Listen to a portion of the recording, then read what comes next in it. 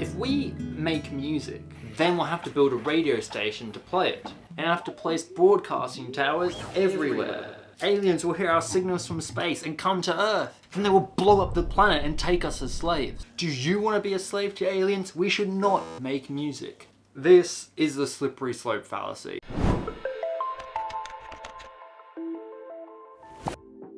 The example may seem extreme, but this is what a slippery slope argument is: an assumption that by taking an action, an inevitable chain of events, or with extremely high probability, will occur, leading to a catastrophic or extreme outcome. The likelihood of the outcome is what is referred to as the slipperiness of the slope, with the more slippery, the more likely. Like you subscribing to my channel, making my day. A slippery slope fallacy is only committed when there's no significant argument or justification to the slipperiness of the chain of events. Considering the initial example, the generation of music doesn't directly lead to the construction of more radio stations and thus towers anymore.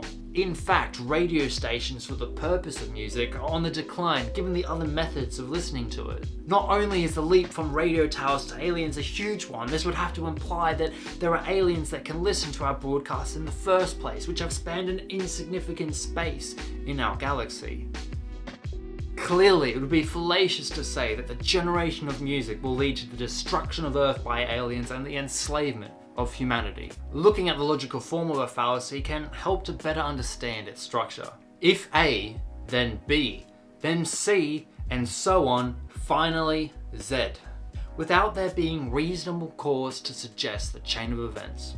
Although the slippery slope fallacy is not only applicable to catastrophic scenarios, but also positive ones. For instance, if I smile at that girl over there, we'll go on a date, get married, have kids, and live in forever romantic bliss. Unless that smile is diamond white, there's probably some extra steps and probabilities you want to consider. Slippery slope arguments can be rhetorically powerful as they're able to discredit a seemingly mild action by linking it with an undesirable extreme outcome. What many of these arguments fail to account for is risk mitigation planning, which can be used to prevent further outcomes from happening. In many occasions, slippery slopes are reacting to fear or using fear to manipulate without acknowledging how strongly the action correlates to the extreme outcome. Slippery slope reasoning is fallacious depending on how carefully the inevitability of the steps linking the initial action to the final outcome